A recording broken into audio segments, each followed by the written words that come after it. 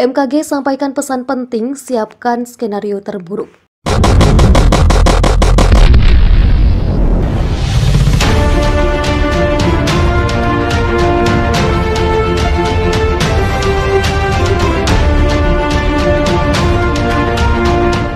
Badan Meteorologi, Klimatologi, dan Geofisika sampaikan pesan penting perkiraan cuaca hari ini.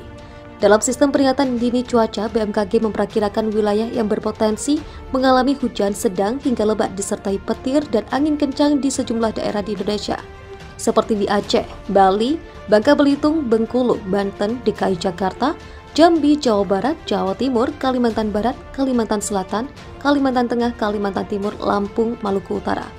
Lalu di Nusa Tenggara Barat, Nusa Tenggara Timur, Papua Barat, Papua, Riau, Sulawesi Barat, Sulawesi Tengah, Sumatera Barat, Sumatera Selatan, dan Sumatera Utara. Kepala BMKG Dwi Korita Karnawati menyatakan pentingnya manajemen pengelolaan air dalam menghadapi cuaca ekstrim akibat perubahan iklim. Menurutnya, pemerintah perlu menyiapkan berbagai skenario dari yang paling resiko rendah hingga skenario terburuk dengan resiko yang sangat tinggi. Sebab pola cuaca ekstrim di Indonesia saat ini jauh lebih sering terjadi dibandingkan tahun-tahun sebelumnya. Selama 10 tahun terakhir, kejadian siklon tropis makin sering terjadi. Kondisi ini menunjukkan bahwa dampak perubahan iklim adalah benar-benar nyata, ujar Dwi Korita dalam keterangannya pada Jumat 17 Desember. Dwi Korita menjelaskan biasanya di Indonesia hanya terkena bagian ekornya siklon saja. Tapi sekarang justru bibit siklon tersebut muncul dan terbentuk di wilayah Indonesia. Terakhir, siklon tropis Roja yang mengakibatkan bencana banjir bandang dan longsor di NTT pada April 2021, kata Kepala BMKG Dwi Korita.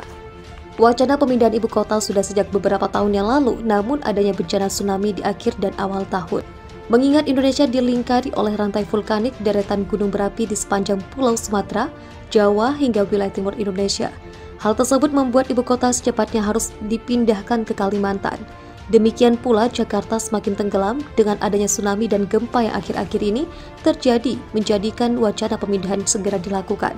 Dilansir Lingkar Kediri dalam kanal YouTube channel @denidarko pada 17 Desember 2021, menurut hasil survei tahun 2015 semakin bertambah jika pada tahun ini berdasarkan survei penduduk 56% penduduk Indonesia terkonsentrasi di Pulau Jawa, artinya 150 juta penduduk di Pulau Jawa dari 240 total penduduk.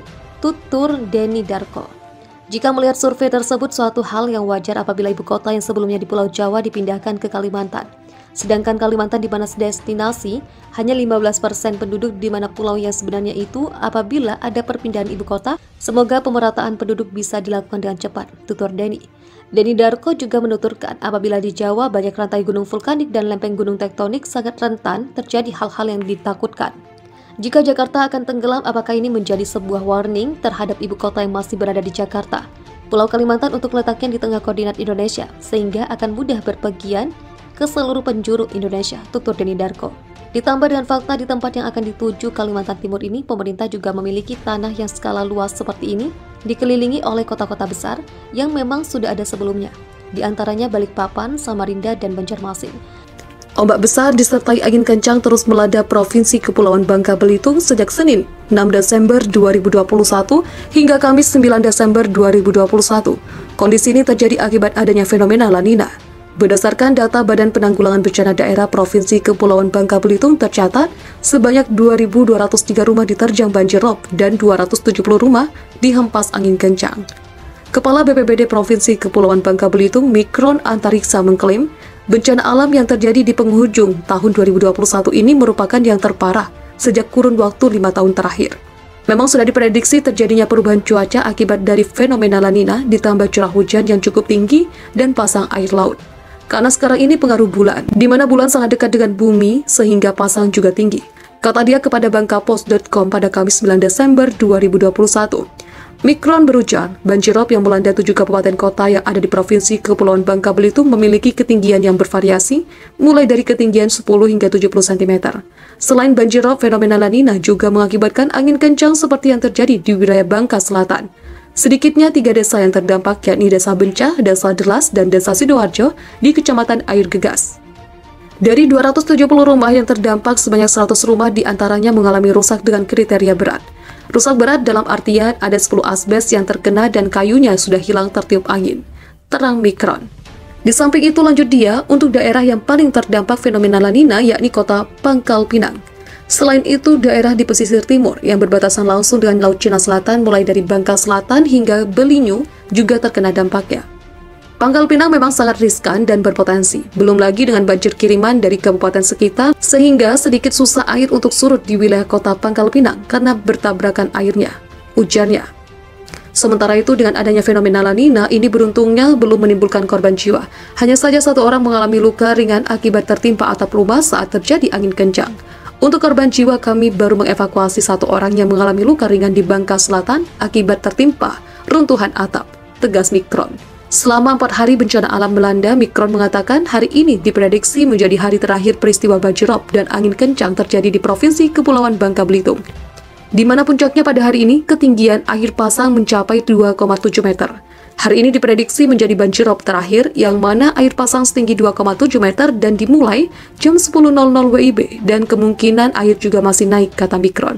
Namun demikian, banjirop yang melanda sampai hari ini belum dikategorikan sebagai bencana alam, lantaran beberapa jam kemudian banjir telah surut dan tak mengganggu aktivitas masyarakat. Ini belum kami kategorikan sebagai bencana karena kondisi selanjutnya langsung surut sehingga aktivitas masyarakat tidak terganggu, ujarnya. Kendati begitu, ucap Mikron, pihak BPBD sendiri dibantu dengan stakeholder terkait masih menyiagakan sejumlah personil di 7 kabupaten kota di Bangka Belitung guna membuat evakuasi warga apabila terjadi banjir susulan. Seperti di kota Pangkal Pinang, ada 100 lebih yang disiapkan oleh BPBD. Belum lagi personil lain yang terlibat dengan kebencanaan seperti TNI Polri, Basarnas, dan OPD lainnya, katanya. BMKG telah mendeteksi gempa terkini dengan magnitudo 5,1 mengguncang wilayah Jember, Jawa Timur 16 Desember 2021. Badan Meteorologi, Klimatologi, dan Geofisika mencatat terjadi gempa terkini yang bisa dirasakan pada 16 Desember 2021 pukul 06.01 WIB. Menurut laman BMKG, gempa tersebut berlangsung di titik koordinat 8,55 LS dan 113,49 BT. Adapun pusat gempa berada di jarak 42 km barat daya Jember pada kedalaman 10 km. Sebelumnya pada 14 Desember 2021, BMKG juga mencatat gempa dengan magnitudo 5,2 pukul 15.57 WIB. Gempa dengan magnitudo 5,2 tersebut terjadi di koordinat 7,70 LS dan 122,03 BT dengan epicentrum 104 km barat laut Mumere, Aubere, Sika, NTT pada kedalaman 97 km. Gempa yang lain juga berlangsung pada 14 Desember 2021 pukul 15.31. BMKG mencatat gempa bermagnitudo 5,4 tersebut berasal dari kedalaman 12 km dengan epicentrum 102 km barat laut Larantuka, NTT.